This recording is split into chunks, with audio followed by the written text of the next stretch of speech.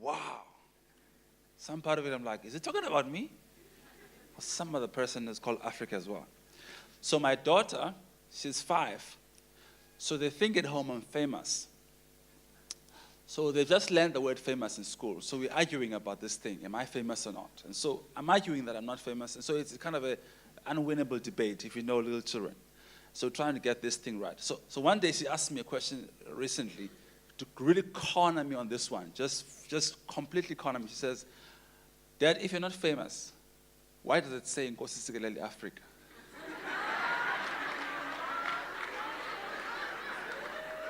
If you thought about it, how would you answer that? How would you answer? I mean, I'm like, how do I answer? How do I explain this? It's got nothing to do with me, but maybe it does, maybe it doesn't. So I'm like, man, I didn't think about it that way. She says, if you're not famous, why is it saying Nkosi Africa? Why is your face on the computer? Why is your face on books? So I made an argument. So I just can't win that argument. And so, I mean, you know, all of you who are Facebook, I mean, you know it's a profile picture on the computer, that's natural. So if something that you've attended was a program, your face will be there if you are a speaker. I mean, it's natural. But just seeing all those kind of things, books with your face, and like, no, but you're famous. I'm not famous. You are famous. I'm famous. You're famous. So one day I asked the question, that I don't do with my message what I'm talking about. It's just a by the way. I thought so I should share with you. So one day I asked them a question, what do I do? What do you think I do? I mean, I thought, I just want to check. They know what I'm doing. And maybe they see me standing in church. And so what exactly do you think I do? He says, you write books to be famous. So there you go. What do? I write books to be famous. So I've stopped trying to win this debate, whether I'm famous or not. I've just given up. I tried it, but my son also, he asked me, we debate the issue of his name. So I said, you know, he thought my name is cute. So I just said, but your name is good. I mean, Bulumko. He says, Bulumko. I mean, what's the special thing about it? I said, it's a special name. He's not convinced. And he says, he does not believe he'll be famous with the name Bulumko. But then he decided one day, it dawned on him, he just lights on. He says, oh, I'll be famous because I'm Africa's son. So children have their own issues. You know, you think, you know, yeah, so anyway. But I'm glad I could give him some sense of, you know, feeling of belonging. So he knows it's okay because, you know, it's my son. This is very good. Being freed by God but imprisoned by culture. What an amazing topic. We'll start with 1 Corinthians chapter 7, verse 23. 1 Corinthians 7, verse 23. We'll start there and just lay a foundation. Can I take off this jacket? Is it not offending any sensitivities? There's no religion against. I am freed by God. So 1 Corinthians chapter 7, verse 35 says, you were bought with a price, at a price. Do not become slaves of men. You were bought at a price. Do not become slaves of men. And then you look at the same kind of idea in Colossians chapter 2, verse 8. Colossians 2, verse 8 says, beware lest anyone cheat you through philosophy and empty deceit according to the tradition of men, according to the basic principles of the world, and not according to Christ. So this Colossians, the warning that Paul gives in the book of Colossians, the context of this book is that the church there in Colossus was affected by belief systems that were contrary to the gospel. One of them is agnosticism. Agnosticism is a belief that taught dualism. They taught a distinction between what you do with your spirit is not necessarily supposed, you don't have to obey God with your body, with your flesh. So it taught a kind of dualistic mindset. So Paul was dealing with mystic kind of beliefs in Colossus, the city, and he deals in this city and addresses the issue, and he zooms into the issue of the supremacy and the sufficiency of Christ. He says, in him all the fullness of the deity dwelt, and all things were made by him and through him, and without him nothing has been made that isn't made. He says somewhere else that some people prioritize one day is better than that day, a new moon, the Sabbath, the washing on of hands. He says these are the shadow of things to come. The substance, the body is Christ. So he has this Christocentric focus in this book, that Christ is the pinnacle of everything is Christ.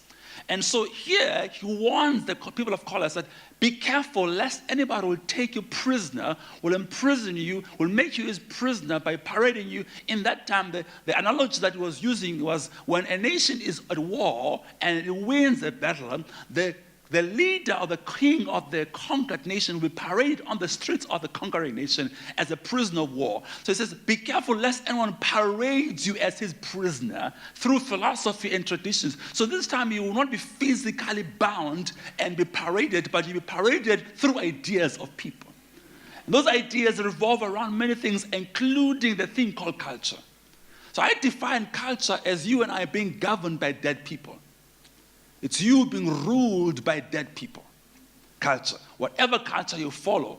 So now, these are very important concepts. These are not just philosophical ideas. These are ideas they say ideas have implications, ideas have consequences.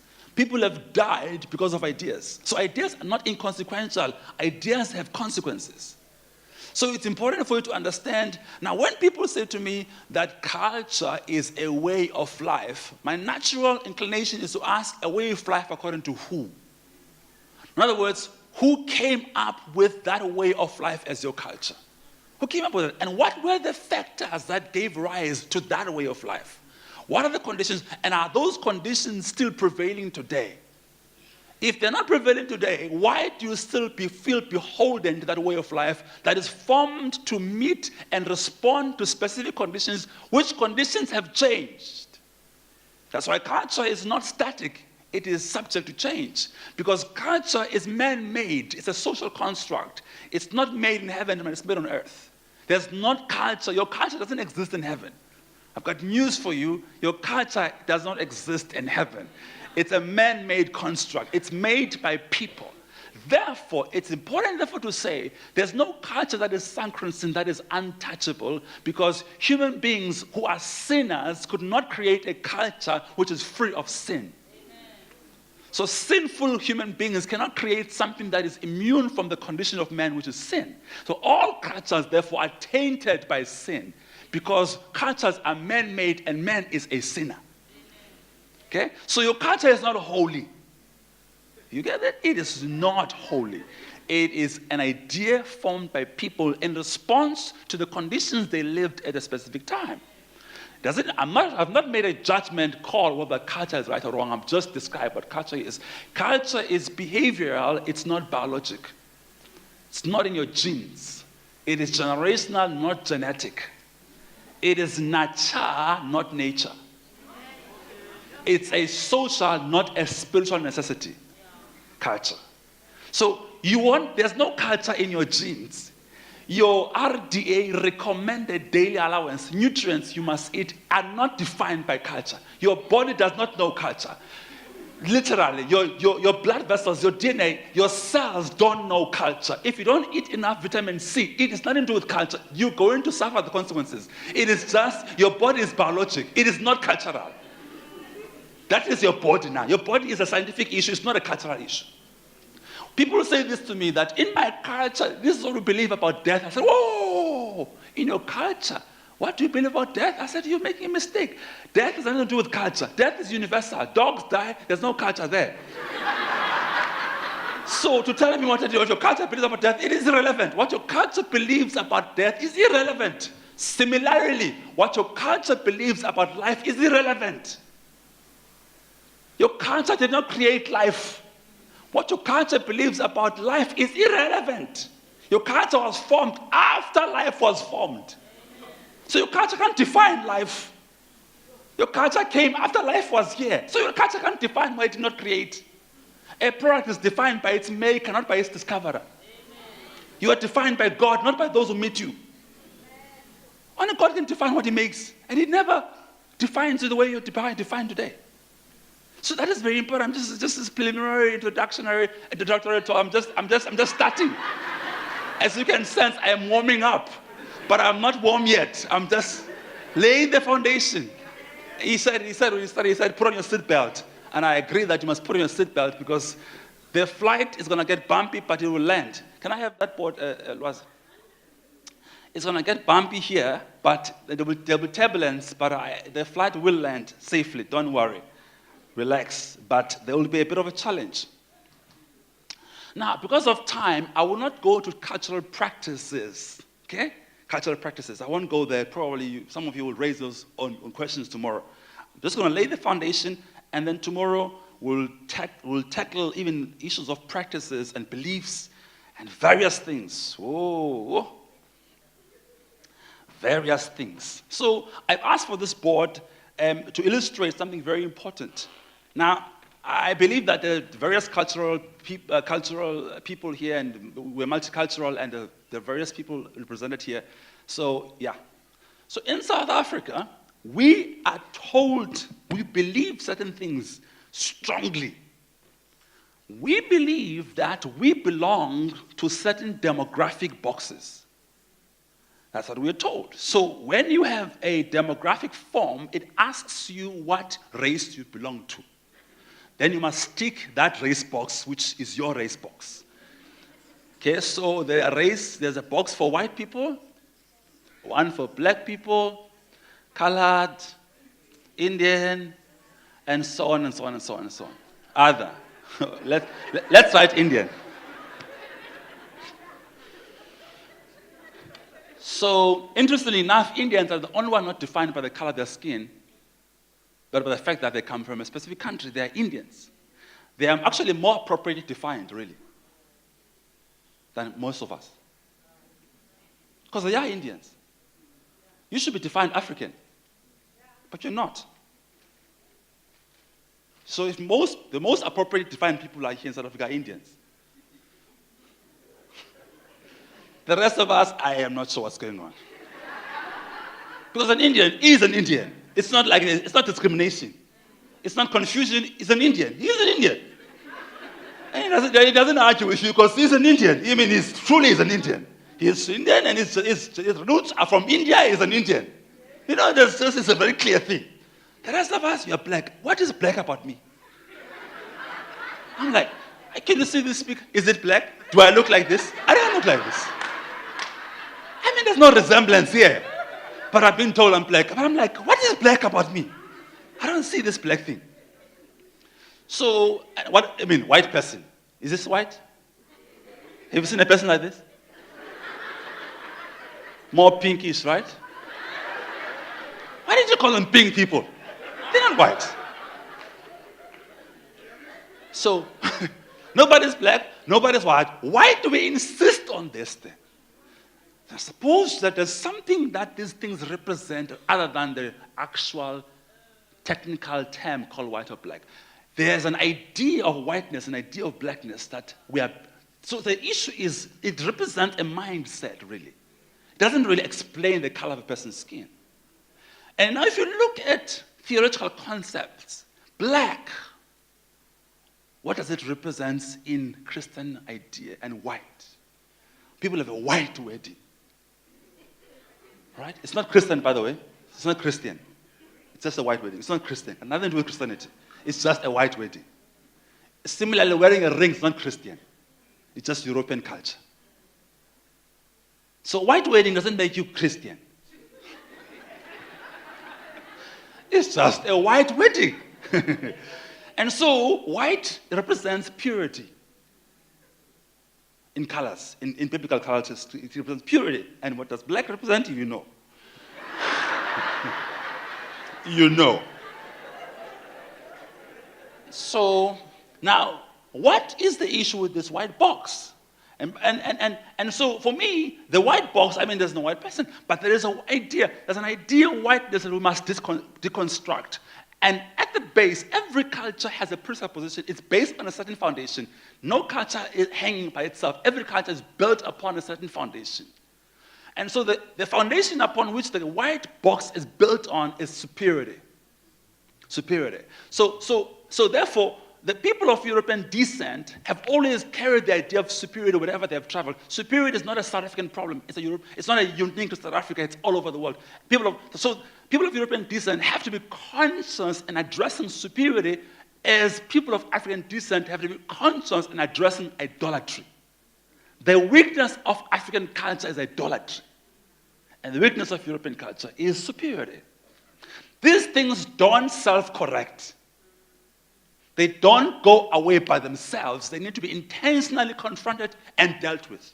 You don't just wake up one day and listen, being saved doesn't mean you are away from these things. Salvation simply introduces you to possible solutions which you still must engage with. It doesn't mean you're already into it. There's a potential for freedom for you. It doesn't mean you are free until you actualize freedom. Potential is there, but you must still receive it. And so if you know anything about white, you would know that white is not homogeneous. White also has its own problems. There's white English, white Africans. And they have their own problems within the white box. Nothing to do with people here. I mean, we're not involved.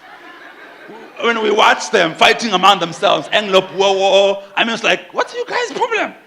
You all come from the same Europe. You come here and you disagree here. You came here, and then, what is your problem? They don't agree. So they fight over resources and all of that, and many things, and discrimination within that. And then you've got our black box.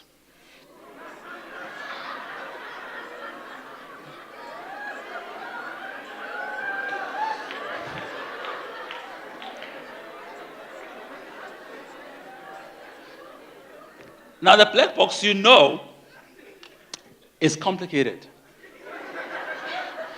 There's black Xhosa, black Zulu, black Shangaan, black Venda, and 7 cents and things within the box. So there's no homogeneity even in the black box. I mean, I've always thought, I've always tried to warn white people that please don't assume when you see a black person that they're the same. We're not, this other black is not the same as this black, so don't assume. So they think you guys are the same. No, not the same. Go to parliament and see it. Go to parliament. President is Zulu, it changes parliament. President is Xhosa, parliament changes. So parliament is dependent on who rules parliament, who rules the country. We don't appoint people based on competence. We appoint them based on tribal inclinations. The country suffers at the end. It was Samora Machel, former president of Mozambique, who once made a statement. He said, for a nation to live, the tribe must die. For a nation to live, the tribe must die. If you promote ethnocentrism, you would suffer in the area of patriotism. The two don't coexist very well. There's always going to be tension between patriotism and ethnocentricity. The two are always in conflict. The African continent is the most ethnically diverse place on earth. Over 3,000 tribes here, speaking of 8,000 dialects. They tell us that diversity is a strength. I don't see strength here.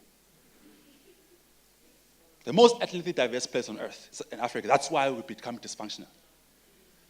We fight. Tribalism. The whole time. Okay, so now, Zulu, Xhosa, no.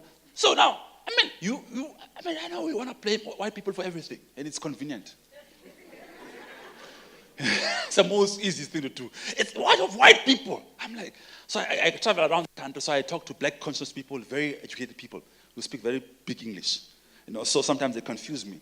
I'm like, decolonization. I'm like, when I was in school, they didn't teach us these words. Where did these words come from? I mean, right now the English is going to another level, so I'm trying to catch up myself.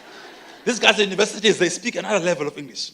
So they will speak this language. And so I asked the question, now, we assume that if white people did not come to South Africa, we would be coexisting very well. We make a huge assumption, a hypothesis. We assume that is true, that Xhosas and Zulus would have agreed on anything. But it's not only people who divided Xhosas and Zulus. It's Xhosas and Zulus, their own issues. So I'm not sure whether some other person, the Xhosa guy took a girlfriend Gashaka, but I'm not sure. All I know that Xhosas and Zulus have not been seeing eye to eye for a long time. What is the stake? I'm not sure. But I have a problem in getting involved in a war I don't know which side. So somebody wants me to hate a Zulu. I'm like, why? Why? What is the historical issue? Why must I fight a battle I didn't even start? Maybe they lost, maybe a goat crossed over, and the next thing, since then, they've never agreed. I'm like, why must I hate Zulus? They didn't do anything to me. Because somebody else decided to have a prejudice. These people actually are from the same Nguni stock. They are brothers. So what divided them? I don't know. I just refuse to be part of that nonsense. I just think people should be valued for who they are. And so we've been having these issues. And now if we take away the whole country, Zulu, Xhosas, and everybody else, and we're in the Eastern Cape, there's no agreement among Xhosas. What exactly is Xhosa? It's not like Xhosas. You can't even say I'm Xhosa now. We agree. We don't agree. We can sit together in a Xhosa conference, only for Xhosas. You will not agree on ourselves. What constitutes Xhosaness? We won't agree. Are you circumcised? No. Out. You are circumcised, but are you Pacha? No. Out. The next thing, are you married? There's levels of discrimination that continue to remain, even among ourselves only. Discrimination never ends. Are you married? No. You're married. You are married. It's one married woman. 2, do you have a child? No. Out. Whatever. And then if you don't, you can have children. Then they say, do you have a boy child? No. You only give your husband females. You're useless. Go this side. And no. It never stops. It never stops. It's like, what can I do right? Nothing. You can do nothing right until you find a purpose. Until you discover why God created, not how man defines you. You never really belong anywhere until you belong to God. You never belong anywhere. There's always going to be something that a person doesn't like about you. Something, it doesn't matter. There's something he just doesn't like about you. Then it complicates it. We are here, South Africa, and then there's Zimbabwe. Then there's Malawi. Then it gets more complicated. You think we've got enough problems of our own? Then Zimbabweans come. Then Nigerians come. Then Malawi. It's like, we've not even sorted our own thing. We're not finished yet. And you guys are here also. We're still trying to sort out our mess, and you guys join us. Then we accuse them of taking our jobs and everything else. It's almost as if we're always looking for somebody to blame for something. It's like, if I can't blame somebody, I always must find somebody to blame for why my life doesn't prosper. Which is, that's how we're made. And so the problem, the fundamental issue, now, I'm not going to talk about the beautiful things about Xhosa or black culture and whatever. There are many. So there's no assumption here that there's nothing redemptive about culture. There are very much beautiful aspects and values within every cultural system. Okay, so I won't go there. I'm critiquing the issues that are negative, that are preventing us from accessing the grace of God. Okay, so now, this culture, this black culture, is built upon a religious system. Now, this culture here, let me start here. It's the individual defines society. The other one, society defines the individual. So with European culture, the individual, it's individualistic. The individual defines society. African culture, society defines the individual. So in African culture, you know this, we don't care what you think. We tell you what all of us are thinking. It's communal. So it's just not like, but this is what I think, so who asked you? A child is seen, not heard. If you are a child, you are wrong. You didn't say anything, just as you're a child, you're wrong, just automatically. It's a rank system. Just automatically you're wrong. Mama, no, you're wrong. Just don't speak. You're a child. You can't be right. As a child, you can't be right. You're wrong. The parent is right all the time. And if they're wrong, they won't apologize. They say, I was wrong, but yeah, no, I'm done. So why should I? So it's communal, it's collectivist culture, and it has beautiful elements, as I've said. But here's an issue. It takes away individual accountability. It takes away a very important element. We stand before God in judgment as individuals, not as tribes, not as families. So it takes away individual accountability. It arrests people into a collectivist mindset where they can't make their own decisions. So why are you doing this? Because the people. I said, what do you mean the people? One year, my son from Sabelo is in our church in Bishop here, and he was getting married, and then the pastor's telling me, coming around, says, you're next in line, and you, what about you? I said, what do you mean? What line? I said, what line? I was born alone. I was not born in line. So he's getting married, good for him. I'll get married when I'm ready. Not line. What line? I was born alone. So why are you telling me I was born? Because they're creating this pressure. It's like marriage is like a fashion. Everybody's wearing Nike, also put a Nike. I said, when you feed a woman, there's no one who's coming there to help you. When these things are happening alone. Mom says, Lindy says, milk is over. Milk is finished. No, I couldn't go to a council of pastors. It says, this woman wants milk. It's my problem alone. It's not a shared problem. It's not a problem we share. I say it alone. They don't come together to help me. So why should they force me with their mindset to do something I'm not ready for? But we do these things in response to being concerned about people's opinions. We respond to what people say more than we respond to what God says. And so now, obviously, and a question I was asked one day about a lady from Zim, and I told her, and the people said to me, can I live a life without culture? You're talking about so many things are wrong about African culture and European culture. So should I live? I said, you cannot live a culturalist life. You can't live a life without culture. It's impossible. If you eat food and you put on clothes, you speak a language, that's culture. So you can't live a cultureless. You might be multicultural, but you can never be cultureless. Culture is in everything. The language you speak, dialect you speak, the food you eat, the way you dress, the mannerisms, the facial expressions, your greeting, it's in everything. So culture, therefore, is something we can't divorce ourselves from. Even the Bible has culture. There's a culture in the Bible. It's not divorced. It's not written in space. There's a cultural expression there. You know, the marriage systems and everything that you do, you see in the sacrificial system of the Jews, the way they dress, it's a cultural system that permeates everything they do. But it's oriented towards God, not towards the dead. That's the main difference. So that's why. So the reason that the fundamental issue with South African black culture, whatever you call it, is what it's built on. Not so much what it is, but what it's founded on. And it's founded on African religion. I'll explain to you what this is. African religion. Lots of people in South Africa are practicing African religion. They tell me that African religion has 0.5% followers in South Africa. 0.5%. So it's negligible. It should be ignored. It's not an issue. But it's a massive issue. Because 79% of South Africans consult sangomas and traditional healers. Almost 80% South Africans consult witch doctors, sangomas. They tell me the politically correct term is not witch doctor. It's traditional healer. So I've been corrected. So I must be politically correct now. Because for me, it's like the same. Witch doctor, witch doctor. So it sounds like there's a common thing. So they don't want that common. So like, I said, witch doctor is like the other thief catches other thief. And then says, I've caught the thief. I said, they're all the same, man. They're all thieves. They just conveniently just report each other, I've caught a thief. I mean, it's like all of them, they're thieves. So now a lot of people in South Africa are practicing African traditional religion. They're just not aware of it. And it's very sad. So if you were to look at Islam, ATR, African traditional religion, Christianity. Now let me explain something that confuses a lot of us. This concept, I'll call it a concept, God, is a universal concept. A person who believes in God is not a Christian. Believing in God doesn't make you a Christian. Demons believe in God, they're not Christians. Right? Because the demons believe in God and they tremble, but they're not Christians. They're not born again. So believing in God doesn't make you a Christian.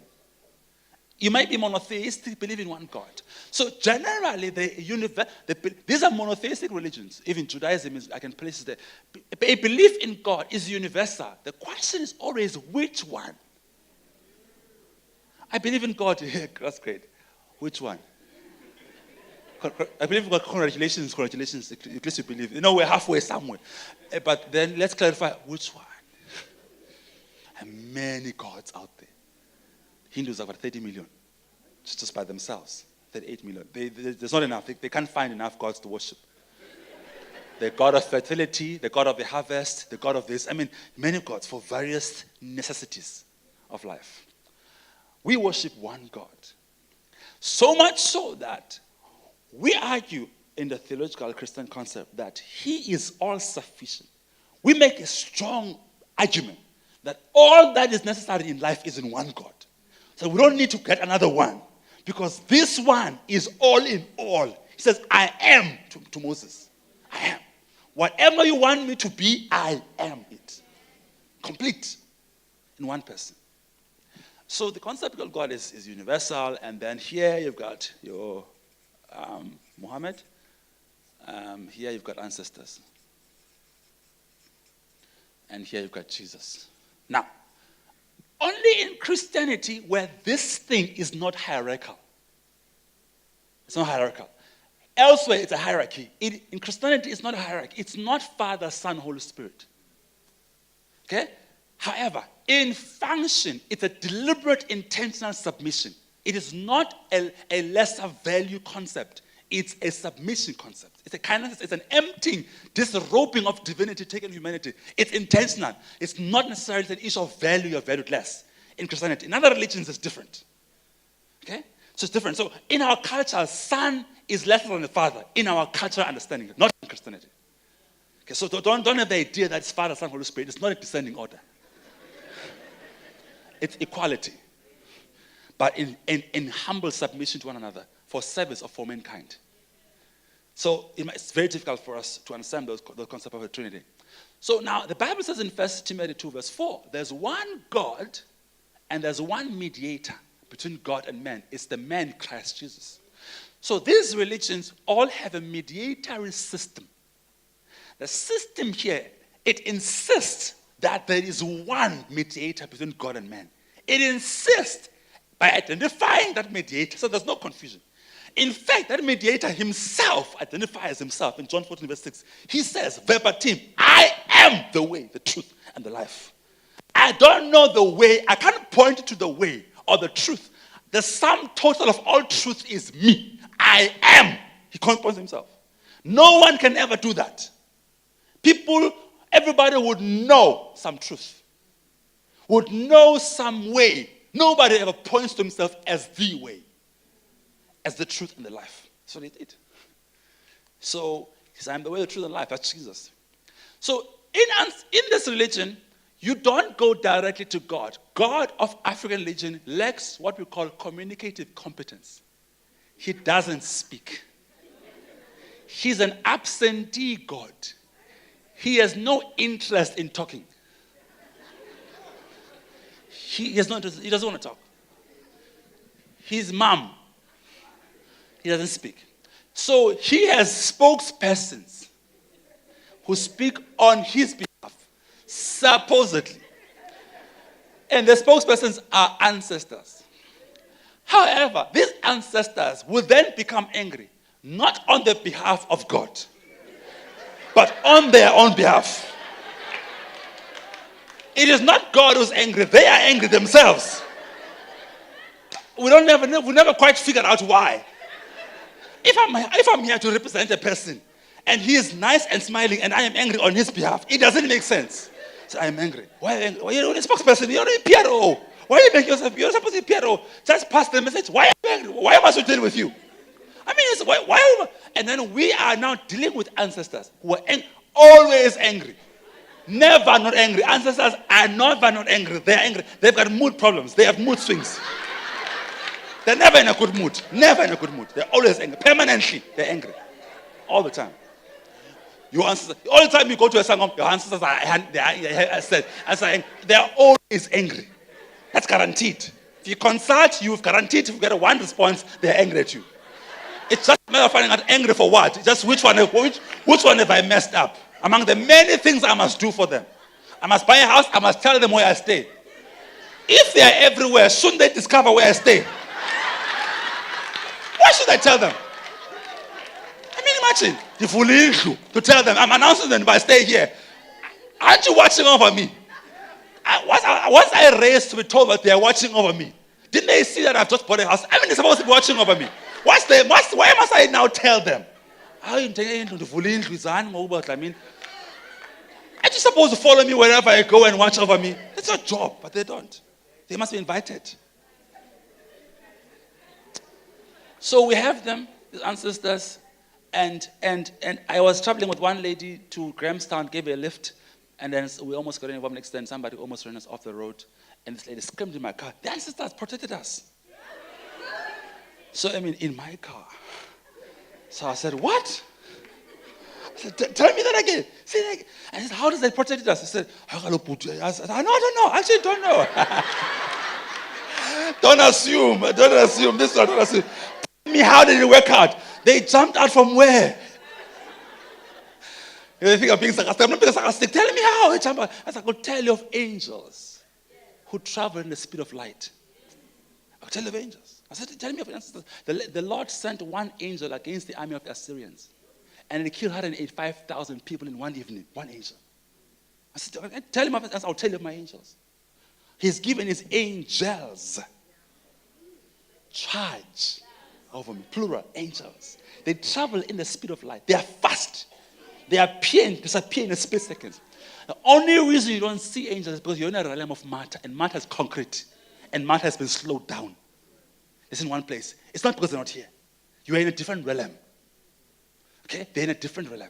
So God, for you to see an angel, he either must slow the angel down or lift you up to a different realm. But I was there here. So if your aunt dies and become your guardian angel, what happens to the angels you have? Do they retire? If your ancestors are protecting you, what happens to the angels who were given to protect you? They retire now from their job and do nothing. Because God has given angels, God has created angels enough. The Bible says in Hebrews, they're innumerable. If they can tell us today that there's 7 billion people on earth, that means they're able to count us. They tell us that, right? They tell us we're 7 billion. They're able to count us, and angels cannot be counted. So what do you think how many there are? If you can't count them. And some still fell to the devil. But there's still many remaining. I have a theory that there's enough angels for every created human being on earth. Just many are not used. Because many people don't come into salvation and be saved by the servants of the earth salvation. So you've got angels who don't do their job because some didn't accept the package of salvation. But there was enough angels for all of us. Then we call our dead people our protectors and our angels, our guardian angels. Confusing and obviously offending God. So African religion does not believe in sin. That's why there's no savior. Therefore, actions on earth are inconsequential. There's nothing called sin. Now, here's the thing that gets me confused. People say to you, the ancestors are in heaven. Right? And I asked my book, how did they get there? How did they get there? Have you noticed that we talk about balele pants? You've heard that? Balele pants. You've heard that? Balele pants. So okay, balele pants. So they don't mean the cops, the physical cops. They mean something else. Because if we tell balele pants, you can open it and then you can continue talking. If you must consult. But we're not talking that physically. Balele pants. We talk about balele pants. Balele pants. And when women get married, they dress in a certain way in respect of the dead. And they go, everything you wear in Xhosa culture has a meaning. There's nothing that has no meaning. Your whole dress, your whole duke, everything has a meaning. It's not just fashion. And so you go there and you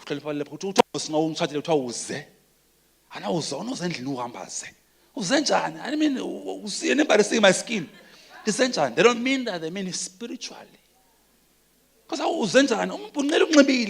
but you bring around your womb. Because your womb is dedicated. Yes, your womb is dedicated. That's why you have to bring up, because dedicated your womb, the product of your womb, doesn't belong to you, but it belongs to ancestors. That's why you notice something, that when somebody dies in Xhosa land, we take the person, doesn't matter where they're dead, we carry the body across nations, across cities and rivers and mountains, bringing the body to bury the person where he was born. Notice that. We don't bury the person anywhere else except where he was born. That's a spiritual concept. Because when he was born, his umbilical cord was buried and it was connected to ancestors. So we bury them back there to reconnect them to ancestors. Because we believe that if he's not buried there, he won't rest well in the afterlife. It's a spiritual concept. It's not a convenience thing that we want the grave to be closer. Closer for why? Why the grave must be close? Are you planning to visit the grave? The grave is the grave. The person is dead. You don't want the grave to be closer. It's a spiritual concept. These things are very spiritual. Deeply spiritual. It's like going to the same thing of going and when you come back from the cemetery and you come and wash your hands in one bucket. Everybody choose in one bucket. There's a tap here, there's a tap there, but there's one bucket. We all must stand in the queue along the way. See, one. It's nothing to do with hygiene, by the way. Nothing to do with hygiene. Not all of you have been shoveling. So why is your hand dirty? And if your hands are dirty, there's a sanitizer, some of you in your cars, you didn't use it. But wait for the one bucket. It is highly spiritual. Yes. Yes. If it's hygienic, there's a tap here. There's sanitizer in your car. If it's hygienic, why a hygienic situation cannot 100 people in one bucket and one towel? Doesn't sound like hygiene to me. Far from the issue of serving hygiene, to be going and cleaning your hands in one towel. It's far from serving the purpose of hygiene. It's contrary. It's taking up everybody's germs into my hands. So it's spiritual. Xhosa people, you must understand, are very spiritual. They don't really feel that I'm done my hands on jail and I can't detain you. Listen, how you know something is religious? A lot of people in South Africa practicing African religion without knowing it. And they call it culture. African religion and African culture are so intertwined like this, it's almost difficult to tell the two apart. Even people who do them can't tell the two apart. A religion, I listen to a wonderful woman, I love her. Expert. I love it because she simply helps people to make sense of the confusion. She's there to bring clarity. For me, I don't think she's an enemy. She's a friend.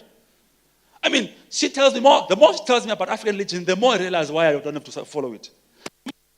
From her, the more I realize that's why I don't want to be follower of African religion. You mean what? What? Really? That's, wow. I'm so glad I'm a Christian. I mean, I'm like, wow. I'm so glad. So she explains it very well. She says this, and I wrote it in my book. She says, I'm a follower of African religion. And it's not an appendage of any religion. You know, she speaks like that.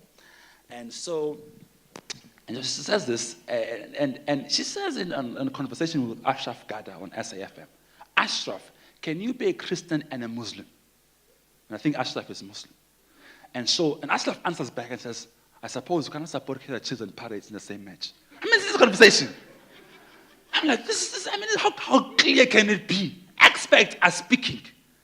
But people are phoning on SFM. Hi, Mama, I'm so glad for a person like you who speaks for us and everything like that. I'm a Christian, I go to Methodist. I'm like, didn't you just listen? She just said you can't. She says anybody who does a ceremony to the dead is practicing African religion, whether they're aware of it or not. She says that. I'm like, she just clarified it. But people just want to do it. You know why we do these things? We do these things primarily because of something called identity. You notice, everything we do builds on this idea, this is who I am. That's the argument. Argument is, this is who I am. Therefore, if I don't do this, what remains of me? Good question. Ask the person who made you what you were supposed to be. What remains of you? A discovery. What remains of you? A search. A discovery of knowing the truth of who you are. That's what remains of you. So this thing is built on this is who I am. Really? Are you sure this is who you are or this is who you were told you are? Are you sure? Have the people who defined you asked God who made you? Or they assume that the color of your skin presupposes that a person of your color skin is supposed to belong in a certain culture. Who made up these rules? That if I'm Xhosa, I must go into circumcision. Who made that rule? Who made it? Are you aware that this thing didn't exist over 200 years ago? It was only about from 200 years ago. It is not an ancient practice, as you claim it to be. It's a few hundred years old. What were men in Xhosa doing where there were no men before circumcision? Before circumcision came to Xhosa land, how did we mark manhood? We never had men.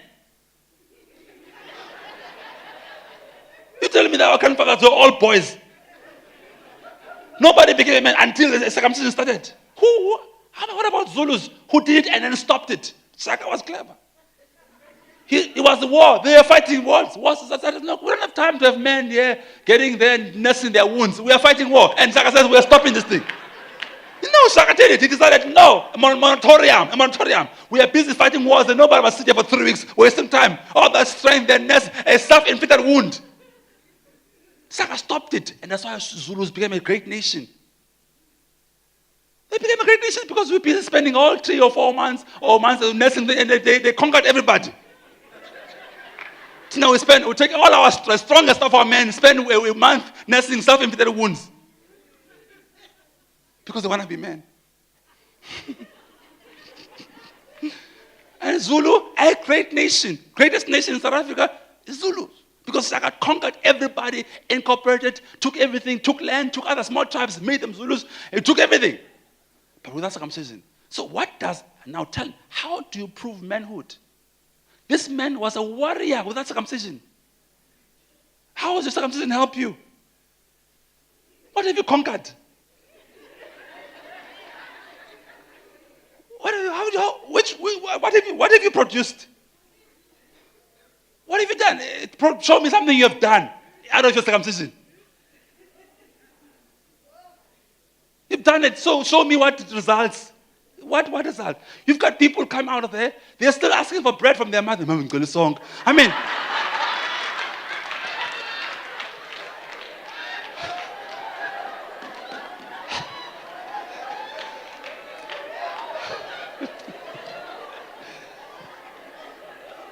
I can't get it.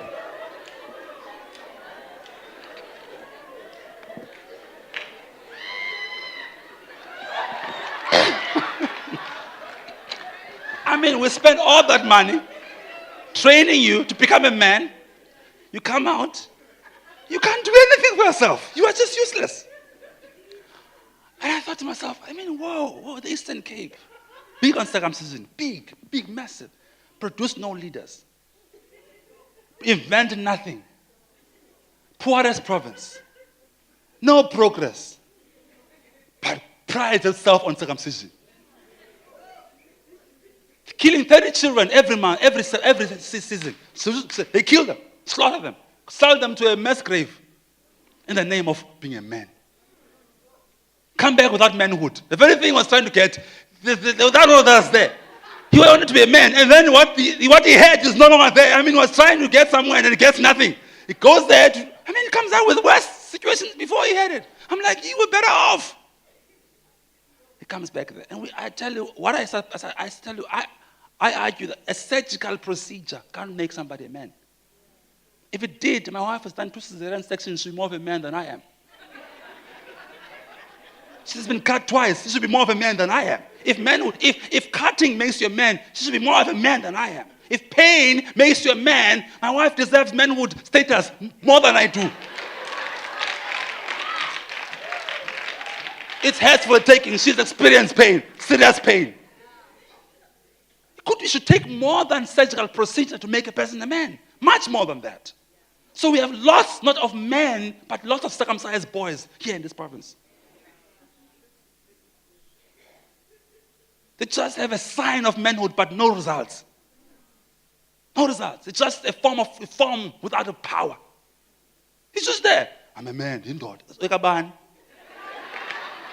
Have you ended? Respect you for what? Respect you for what? Because they cut you. Listen, they cut us also. They cut women all the time. So what's your problem? Because you were cut?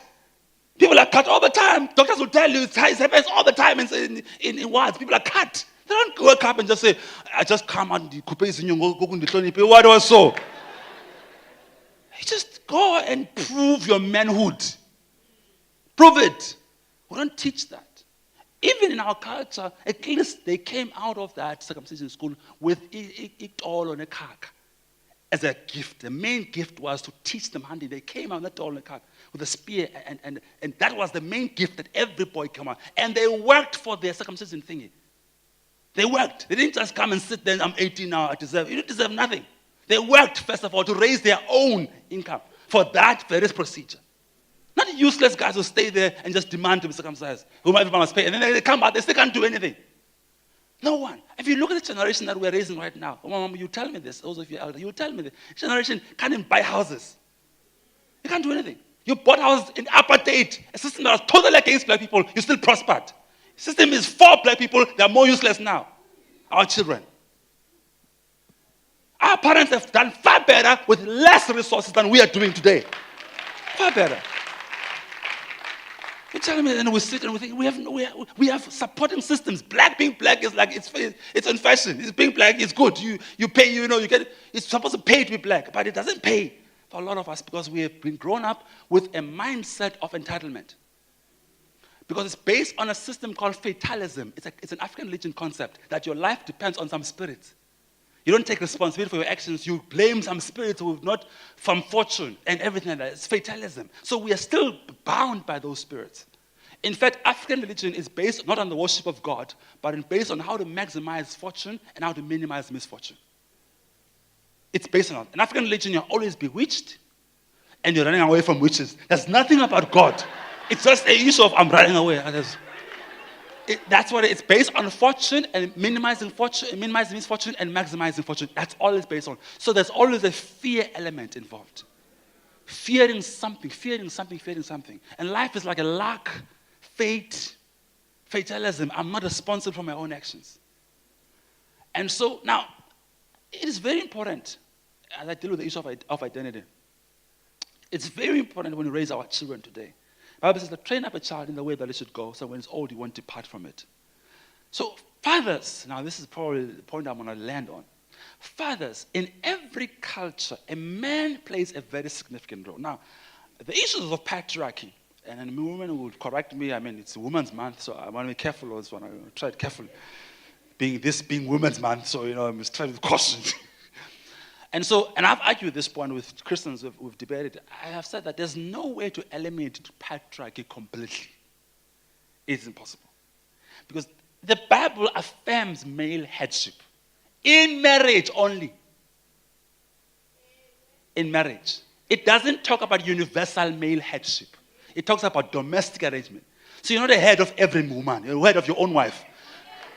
You don't have a wife, therefore you don't have anybody's head.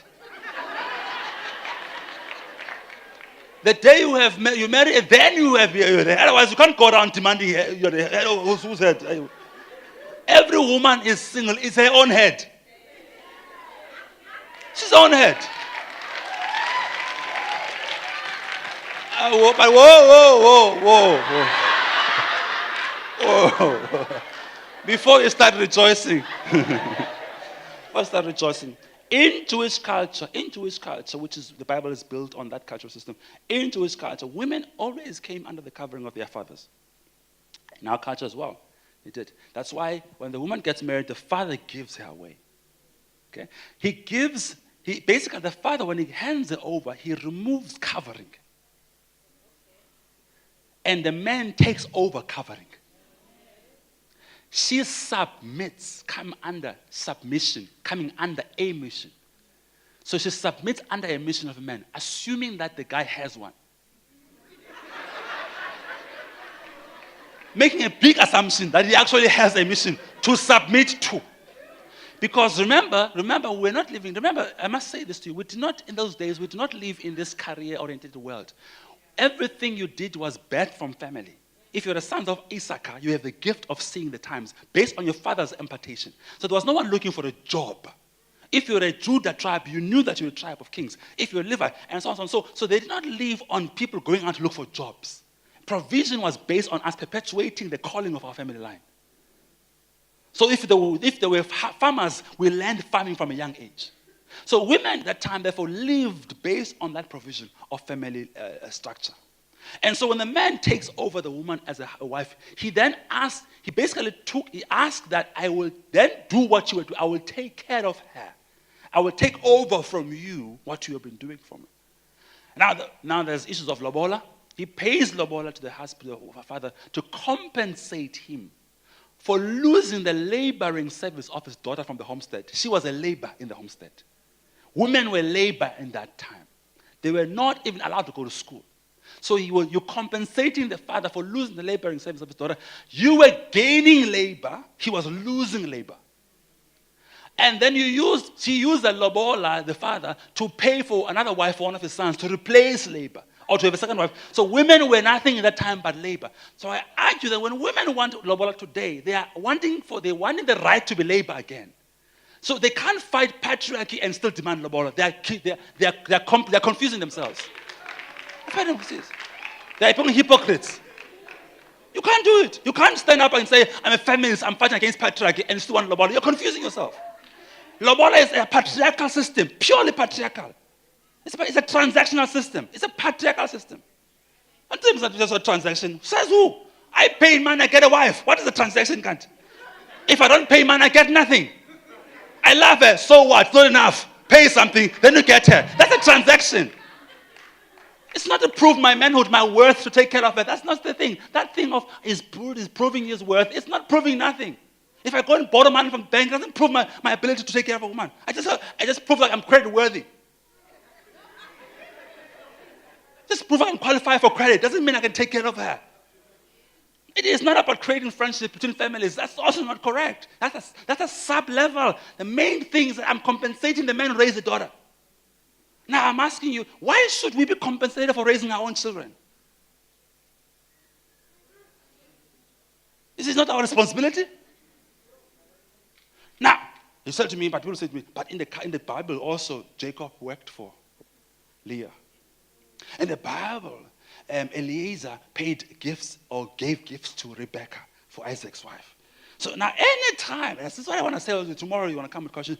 Anytime you want to go to the Bible, on any verse, on any issue, make sure that you've got the context correctly. You've read it correctly. Don't come with proof text. Because I have no problem in visiting your so-called proof text and checking if they're saying what you're saying or you are inferring to them what they're not saying. Or reading to the text what is suitable for you. Because you see there, one of them is that Eliezer gave gifts, not paid. Gave voluntarily. They're not being asked for the price. They gave gifts to the father of Rebecca, or the family of Rebecca. They were not asked a specific amount. They gave as appreciation. It's different. If we did that, it would be a different situation. But we are asked for a specific price. The higher educated she is, the higher the price. What is different from that, from auctioning a person? As in slavery. The highest bidder pays for her. What's different?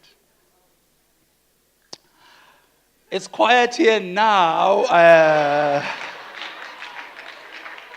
not quite sure what's going on, but it's quiet. A few minutes before I close. Now, here's the thing. Now, we can go to town now. I'll tell you this. We can go to town debating, and I don't want us to be picky up, pick up a few things. We can go to town debating specific practices and critique this and all that. But here's the thing. The issue is always on identity. The practices are simply to insinuate or to reveal what you believe about identity. If you believe this is who you are, then I say to you, by all means, do that. Because I don't want to leave you not knowing who you are. If you believe it's connected to your identity, then by all means, I'm not there to come and unravel your identity and take the rug under your carpet and you fall apart. I don't want to do that. If you're not safe about who you are. If who you are if this carpet that you're standing on is the identity, then I don't want to be the one pulling it out. But something in life will in the future. Will. And you will be left wondering, I thought this is who I am. Now somebody just pulled it out and I now go and discover the reality of who I am, which I should have done a long time ago. Okay? So the practices of culture and every culture are defined. That's why when even I deal with it, you see this mighty man thing I'm wearing, it was from Limpopo. So in Limpopo, I've got a bunch of farmers I'm talking to. Like real pure, not like real guy, real pure, with the hair just standing like that. Big guys. So I'm preaching to them like I'm preaching there. I've not been to Limpopo mighty man, I've been to other mighty men. This one is like, I get there, it's like, Limpopo is still hard. Yeah, it's still hard. In a VIP, at some point in a VIP, I was sitting there in a VIP, and I looked around, about 40, I could count about 40 or 50 white people there. I'm like, the only black person. I'm like, this is crazy. So I'm sitting there, which is white people moving everywhere. I'm like, sheesh, this is awkward. Like I'm a token.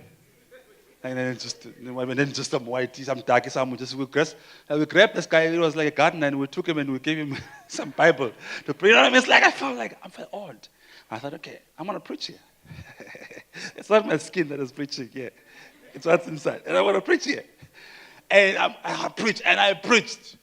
I preached on Matthew 7, verse 9, 6, verse 9, our Father out in heaven. And I closed the Bible, vice versa, and I closed the Bible. And I says, He's our Father. Our Father.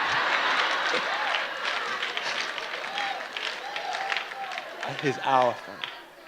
Our Father. Our Father.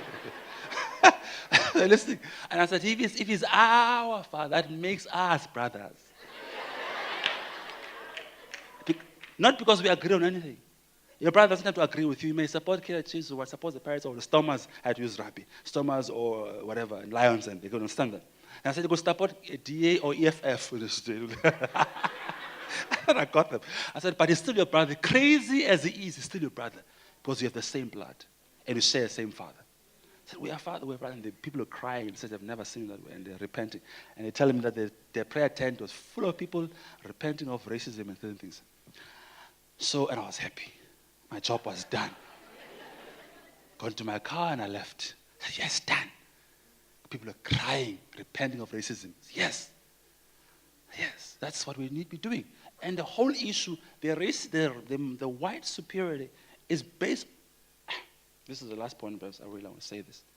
White superiority is not only wrong in terms of socially, like it's social, so in the UN, I mean, everybody else is discredited. It's an evil against human rights, fine. It's wrong spiritually. Spiritually. It's based on a demonic operation. The first being to ever question the image of God upon a person was the devil in the garden. He says to Eve, if you eat of this tree. So the first being to cast doubt on the validity of a divinity upon a person was the devil himself. So anybody else who does after is listening to him. They're under the tutelage of Satan. So that's why the system of apartheid is demonic, highly demonic. Anything that begins to distort the image of God, there's nothing more valuable to God than what he put in his signature. Ephesians 2 verse 10, we are God's workmanship, masterpiece. Nothing more valuable to God. That's why Jesus came not to start a religion, but to restore image. Nothing is more valuable than image. God has image rights on you. He owns the image rights. He signed the masterpiece. He did the artwork and signed it in his name. He said, I'm pleased with it. It's good. So anybody who questions that is questioning God's creative system. Did God do that? The person who asked that question, did God? We know who it is. Even therefore to you, if you begin to question that upon his map or Malawi or whatever, or a female, whatever, you are also listening to Satan. No different. No different. Discrimination is from the devil. So our cultures, I think we should celebrate them, as we're just saying now. And we're going and doing wonderful stuff. I tell my people, we don't want to be like you. We are happy the way we are. You guys, before you sing and you sing in church, you must sing long songs. You must do a stanza and a bridge and a prose. For us, we can do 2 lines. We move in the spirit. I mean, we don't spend a lot of day. Now we can do that. Just 2 lines. We are in the spirit. To us, a spiritual environment is open. We have a portal. We go directly. You must start and do announcements. You must order. For you, 3 songs, announcement, and a preacher. I mean, I said, we don't do that. If a person from the crowd, you must do notes. I mean, how guys? I appreciate the guys playing there. He plays wonderfully. Some of our guys don't know anything about notes. But sing the song, you shall see them. They have the music in their heart. They will follow you. They know this thing and they can flow. Because it's created within us. It's put inside our system.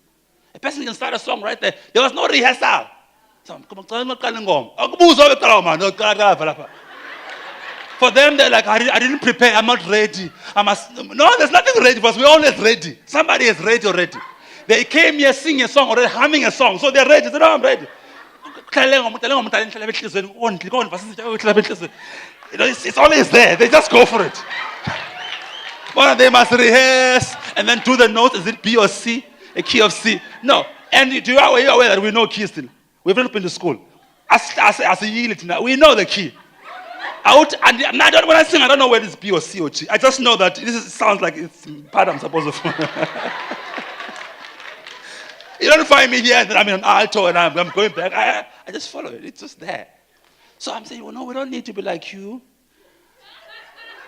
You've got your own stories. We've got our own stories. But we can learn from each other. Because God has put us together for a reason. We can share experiences. We can go up and fulfill God's ultimate purpose. I think I'm done. I think I'm done. We're going to pray together. Tomorrow is going to be much more interesting. You won't be a monologue. Come with your questions, as it said. Come with your questions. Yes, come with your questions. I'm not an expert, ne? I don't know everything. So if I say I don't know, don't become. I don't know everything. I just know what I know. I don't know everything. So come with your questions, and come with scriptures. Come with this. Let's explore the Bible. Come with this. Whether you wanna, even if something I've sort of dismissed it, don't feel bad about bringing it tomorrow. If you want more clarity, even if you feel like but it's already attacked what I was going to ask. If you're not clear yet, it's suitable for me to then clarify it further. So don't feel intimidated. Oh, this guy knows so much of the Bible, I don't even want to try. No, don't feel like that. We are here to teach each other and help each other. So even if it sounds like a foolish question, there's not just a foolish question. If it's troubling you, it troubles God. If it's bothering you and you can't move on, it's in the heart of God. So God will want to deal with anything that bothers you because you are his child. So don't feel like, I don't want to bring this, it's so low or whatever. Don't undermine what. If it's such an issue for you, then please bring it tomorrow. And so it's a culture, because whenever we deal with this, some people bring me to me about homosexuality and about ANC and Zuma. Please, culture. Because I open questions up, and the next thing I'm asked about homosexuality, who made them? I'm like, please, sexuality, let's not deal with. So let's just limit it to culture. I can't answer for Zuma, I can't answer for the ANC, no confidence vote, I don't know. I don't know who voted against Zuma, I don't know. They're probably going to ask a Sangoma to go and descend for them there. I have no idea. Come and take over from me.